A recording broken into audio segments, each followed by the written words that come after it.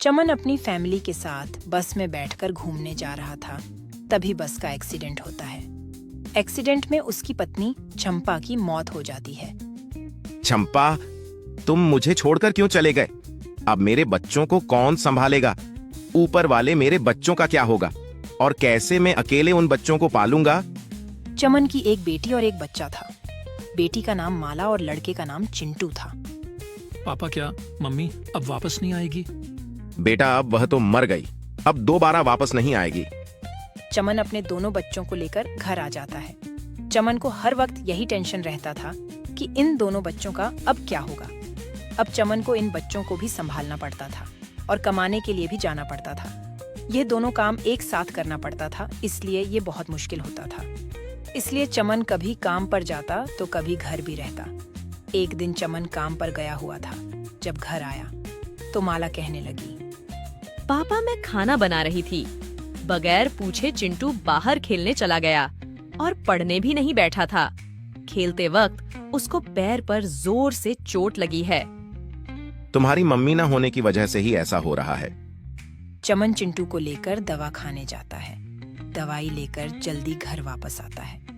तभी घर के पास के चाचा चमन के लिए एक रिश्ता लेकर आते हैं। चमन एक बहुत ही अच्छा रिश्ता आया है, जो पड़ोस ही में रहती है और उसके आगे पीछे कोई नहीं है। उसकी पूरी जिम्मेदारी मेरे जिम्मे है। अगर तू कहे तो मैं उससे बात कर दूं। चाचा, आपको सब कुछ पता ही है। अभी बच्चों को माँ की जरूरत है।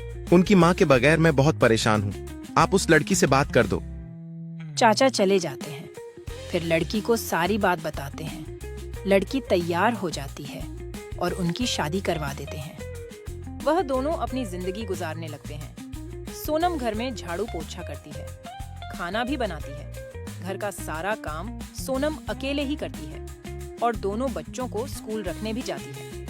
सोनम माला और चिंटू से बहुत प्यार करती थी। एक दिन सोनम खाना बना रही थी। तभी अचानक चक्कर आ जाते हैं और गिर पड़ती है। मम्मी, अरे मम्मी, क्या हुआ? तभी माला चिंटू से कहती है, चिंटू, जल्दी फैक्ट्री पर जा और पापा को बुला ले आ। चिंटू दौड़ता हुआ फैक्ट्री के पास जाता है और अपने पापा को बुलाकर ले आता है। चमन आकर सोनम के मुंह पर पानी डालता है, जिससे सोनम होश में आ जाती है। चमन सोनम को लेकर डॉक्टर के पास जाता है। डॉक्टर कहता है, कुछ ही दिनों में सोनम माँ बनने वाली है। ये बात दोनों सुनकर बहुत खुश हो जाते हैं। चिंटू और माला भी बहुत खुश हो जाते हैं कि अब हमारा एक छोटा भाई आने वाला है। वह अपनी मम्मी का बहुत ख्याल रखते हैं। जब सोनम का खुद का बच्चा हो जाता है तो सोनम बहुत बदल जाती है। चिंटू, तुम इधर मत खेलो। तुमको कितनी बार कहना पड़ेगा, कहीं बच्चे को लग जाएगा। मम्मी, मैं तो चुपचाप बैठा हूँ। मैंने एक बार तुमसे कहा ना, तुम बाहर चले जाओ। रोज रोज इस तरीके से किसी न किसी बहाने से सोनम बच्चों को डांटती रहती है। एक रात सोनम चमन से कहती है, देखो, मैं इन दोनों बच्चों से बहुत परेशान हो गई हूँ। समझ नहीं आता, ये दोनों हमेशा मेरे बच्चे को परेशान करते रहते हैं। नहीं सोनम, ऐसी बात नहीं है। वो दोनों तो उससे प्यार करते हैं। आपको तो क्या पता, आप तो यहाँ ज्यादा रहते भी नहीं। सोनम उन दोनों बच्चों के बारे में कड़वी कड़वी बातें रोजाना चमन के कानों में भरती रहती हैं। आहिस्ता आहिस्ता चमन के दिल में भी उन दोनों बच्चों की नफरत पैदा हो जाती है। एक दिन चमन दोनों बच्चों को घर से बाहर निकाल देता है। तुम दोनों घर से बाहर निकल जाओ। आज के बाद कभी भी मेरे घर में पैर मत रखना।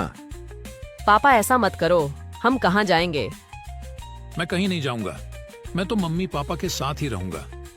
माला और चिंटू दोनों जोर जोर से रो रहे होते हैं। उनकी कोई एक भी नहीं सुनता। चिंटू माला से कहता है, अब हम दोनों कहाँ जाएंगे? चल चिंटू, हम खेत की तरफ जाते हैं। चिंटू और माला दोनों खेत की तरफ जा ही रहे थे। तभी चिंटू कहता है, दीदी, अरे दीदी, मुझे तो बहुत तेज भूख लग रही है। कुछ खाने को दिला दो। भूख तो मुझे भी लगी है, लेकिन पैसे नहीं है। अब बता, तुझे कैसे दिलाऊं? दीदी, क्या हम भूखे रहेंगे? नहीं चिंटू, मैं कुछ इंतजाम कर लूंगी। अभी बहुत तेज धूप लग रही है।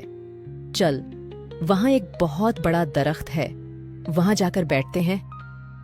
ले लो मीठे मीठे अनार, अनार खाओ तंदुरुस्ती पावो, एक बार खाओगे तो बार बार ले जाओगे, ले लो मीठे मीठे अनार। दीदी, बहुत तेज भूख तो लग रही है, अनार तो दिला दो ना। अभी कहा ना मैंने कि पैसे नहीं है मेरे पास। अरे बच्चों, अनार ले लो अनार, लो मीठे मीठे अनार, अनार खाओ तंदुरुस्ती पावो, एक बार खाओगे तो बार बार ले जाओगे, ले लो मीठे मीठे अनार। अंकल वहां से अनार लेकर चले जाते हैं। चिंटू और माला को वहां बैठे बैठे रात हो जाती है। तभी चिंटू वहां सो जाता है। माला मन ही मन सोच रही थी, आज का दिन तो ऐसे तेज से निकल गया, कल क्या होगा, कल हम क्या खाएंगे। तभी पेड़ के ऊपर से आवाज आती है, ए बच्चों, रात के अंधेरे में यहाँ क्या करते हो? मरने आए हो क्या यहाँ? कौन है यहाँ? तभी चुड़ैल माला के सामने आ जाती है। चिंटू जल्दी उठ, यहाँ से भागना होगा। अब कैसे भागोगे? अब तो मरना ही होगा। मार दो तो बहुत ही अच्छा है, मरने के लिए तो यही आए हैं। बगैर खाए पिए हम कब तक जिंदा रह सकते हैं? ये लड़की ऐसा क्यों कहती है? तुम यहाँ क्यों आए हो? और ये लड़का कौन है? माला चुड़ैल को सारी बात बता देती है। चुड़ैल तो उन दोनों को मारने वाली होती है, लेकिन माला की कहानी सुनकर चुड़ैल को उस पर दया आ जाती है। तुम दोनों के साथ जो हुआ वह बुरा हुआ है। मैं चुड़ैल होकर भी बच्चों के साथ ऐसा नहीं करती। तुम्हारे माँ बाप तो बहुत ही बुरे हैं। अब हम क्या करें? रहने के लिए न घर है और खाने के लिए न पैसे हैं। चुड़ैल और माला दोनों बातें कर रहे थे कि अचानक चिंटू उठ जाता है। चिंटू डरने लगता है। तभी चुड़ैल बोलती है, अरे चिंटू मत डर, मैं तुझे नहीं मारूंगी। सच में? तभी चुड़ैल चिंटू के सर पर हाथ रखती है और कहती है, चिंटू तुझे क्या खाना है? मुझे तो अनार खाने हैं। तभी चुड़ैल अपनी जादुई शक्ति से 2 अनार लाती है, चिंटू और माला को दे देती है। चिंटू और माला उसे खाने लगते हैं। तभी माला कहती है, क्या आप जादू से सब कुछ कर सकती हो? जी, मैं जादू से अनार ला सकती हूँ और आज से मैं आप दोनों की मम्मी हूँ।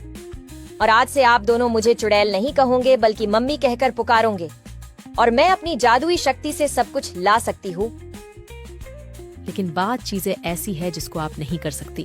विद्या पढ़ाई, उसको तो हमें खुद किताबों से करनी पड़ेगी और उसके लिए हमें स्कूल में जाना पड़ेगा और स्कूल की हमें फीस अदा करनी पड़ेगी। उसके लिए हमें पैसों की जरूरत पड़ेगी। हाँ माला, बात तो तेरी सही है। हम दोनों को पढ़ने का बहुत शौक है। हम दोनों पढ़ लिख कर कुछ बड़ा बनना चाहते हैं। ये सब मैंने तो सोचा ही नहीं। रात का वक्त हो जाता है तो चुड़ैल उन दोनों को वहीं सुला देती है और खुद नहीं सोती और मन ही मन सोच रही थी, इन बच्चों का भविष्य मुझे जरूर बनाना होगा। इन बच्चों की जिंदगी खराब होने से मुझे बचानी होगी।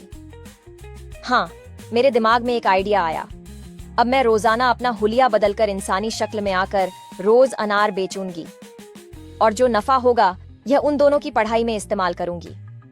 सुबह सुबह का वक्त था। यह दोनों बच्चे भी सोए हुए थे। चुड़ैल बाजार में जाकर अनार बेचने लगती है।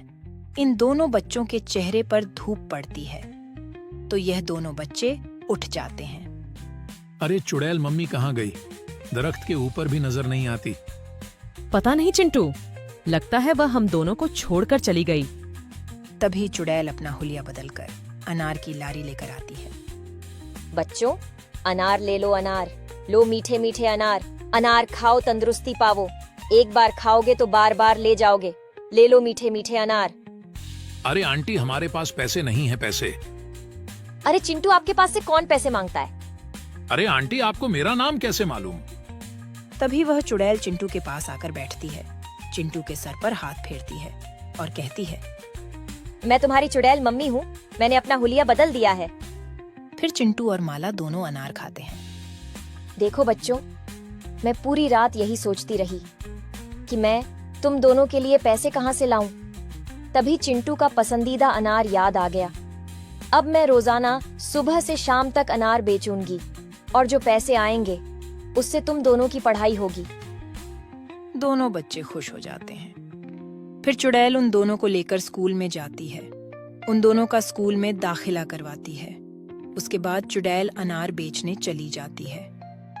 अनार ले लो अनार, लो मीठे मीठे अनार, अनार खाओ तंदुरुस्ती पावो, एक बार खाओगे तो बार बार ले जाओगे, ले लो मीठे मीठे अनार। चुड़ैल अनार बेचकर उन दोनों के खर्चों को पूरा करती थी।